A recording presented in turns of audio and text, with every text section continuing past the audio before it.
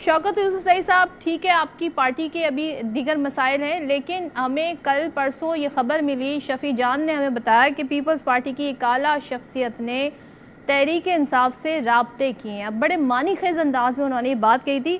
مجھے یہاں پر جو ٹائمنگ ہے، جو سینیریو ہے، جو دونوں جماعتوں میں اس وقت تلخی ہے، اس میں یہ رابطے بڑے حیران کن لگے اور بڑی امپورٹنس اس کی لگ رہی ہے۔ تو بتا دیں ہمیں کوئی نام، 2-3 نام بتا دیں تو ہم بھی گیس کر لیں گے کس نے رابطہ کیا ہے، کس لیول پہ رابطہ ہوا ہے۔ بسم اللہ الرحمن، بہت شکریہ۔ دیکھیں، پہلی بات تو یہ کہ بڑی کنٹرڈکشن آ رہی ہے باتوں میں۔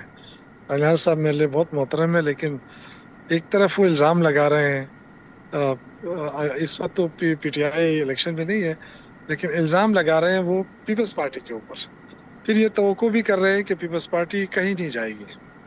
تو میں تو خیر بہت عرصے سے کہہ رہا ہوں کہ پیپلز پارٹی کی بھی مجبوریاں ہیں اور نون لیگ کی بھی مجبوریاں ہیں، دونوں کو جنہوں نے اکٹھا کیا ہے، تو آئی تھنک بڑا مشکل ہے ان کے لیے کہ وہ الگ ہو جائیں، کیونکہ دونوں کے کیسز چل رہے ہیں۔ تو میں تو اس بنیاد پہ کہہ رہا تھا کہ یہ دونوں الگ نہیں ہو سکتے ہیں، نہ پیپلز پارٹی اور نہ نون لیگ ایک دوسرے سے الگ ہو سکتی ہے۔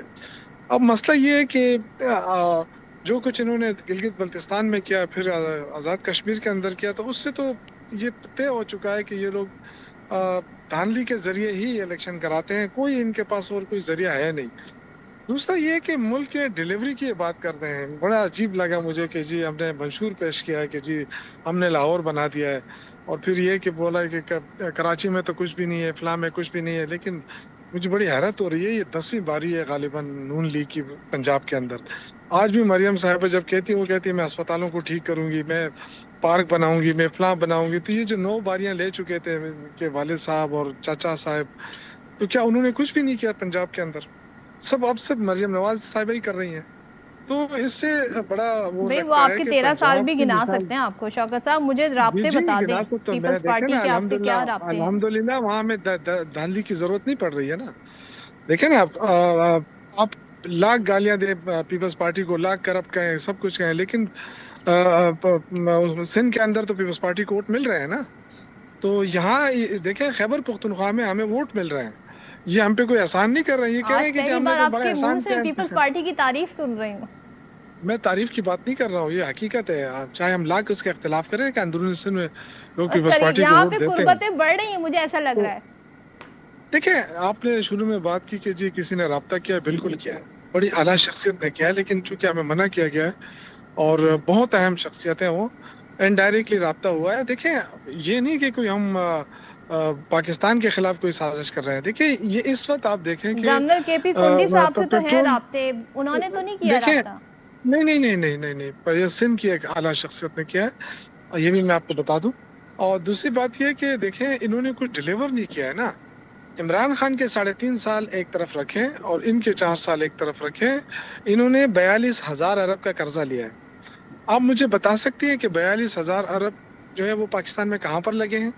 اور یہ کہتے ہیں کہ ہم تو بس اب آئی ایم ایف کو اب خیر آباد کہنے والے ہیں۔ انہوں نے تو ابھی کیا کہتے ہیں، امریکہ سے ابھی انہوں نے پیسے مانگے 10 ارب ڈالر، اور اسی طرح سعودی عرب سے کہا کہ ہمیں پیٹرول دیں قرض کا، اسی طرح چائنا سے کہا کہ ہمارے جو ہے نا وہ سی پے کے جو وہ ہے وہ ڈیلے کریں۔ دیکھیں مسئلہ یہ ہے کہ ایک طرف یہ کچھ اور کہتے ہیں، دوسری طرف عوام کو 1 چلیں روپے کا ریلیف تو یہ دے نہیں پا رہے ہیں۔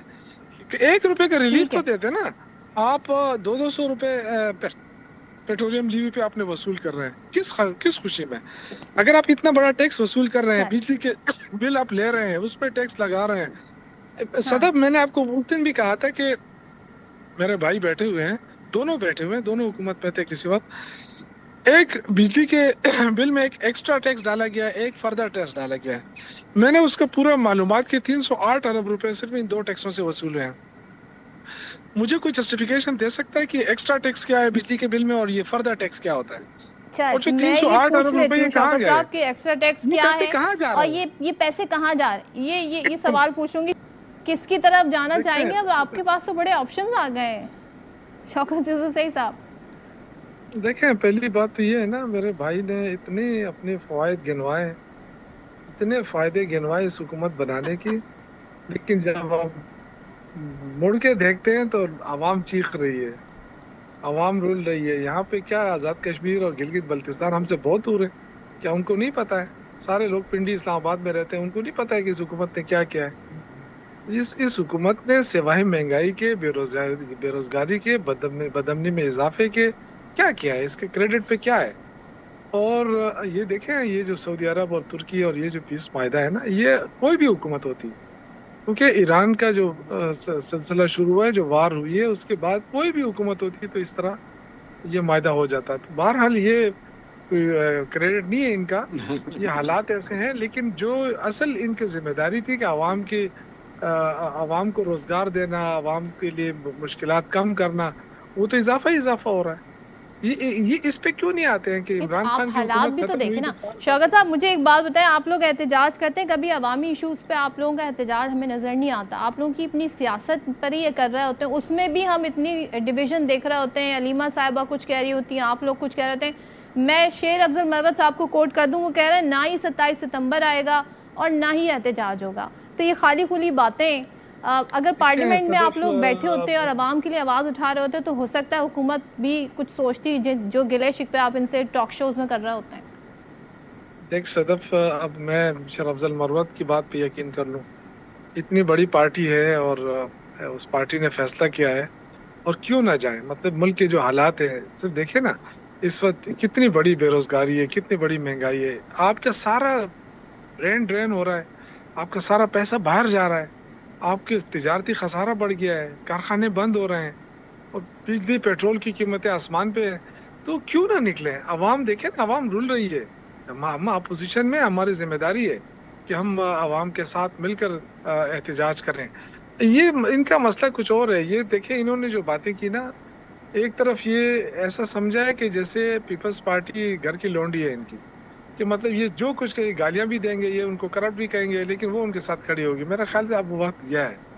जिन्होंने इनको इकट्ठा किया था वो भी शायद इनसे ना लाए, वरना आप मोहसिन नकवी सोचें, साहब क्या इतनी पता, बड़ी बात ना करते। क्योंकि बड़े कॉन्फिडेंस के साथ नून लीग कहते हैं कि पुरानी तनख्वाह पे आ जाएगी 11-12 अगस्त से ही पीपल्स पार्टी। आप कह रहे हैं ऐसा होगा नहीं, तो ये आप किस तो बुनियाद पे कह सदफ, रहे हैं शौकत साहब? ये देखें, अगर आ जाती है तो फिर तो मैंने जो बात की वो फिर सही होगी ना, कि इनको जिन्होंने इकट्ठा किया है वही इनकी जिम्मेदारी ले रहे हैं। अब मुझे एक बात बताएं कि इमरान खान की हुकूमत खत्म करने की क्या वजह थी। एक वजह थी ना कि जी बेरोजगारी है और महंगाई है, और तुम क्या कमी आई है महंगाई में? 1 रुपए की कमी आई है? आवाम को कोई रिलीफ मिल रहा है? ये कह रहे हैं कि करेक्ट। हमारे पास अब बड़ा पैसा आ गया, अब तो हम खुद कफील हो रहे हैं, अभी हमें IMF की भी जरूरत नहीं पड़ रही है, और दूसरी तरफ फिर कचकोल लेके फिर रहे हैं।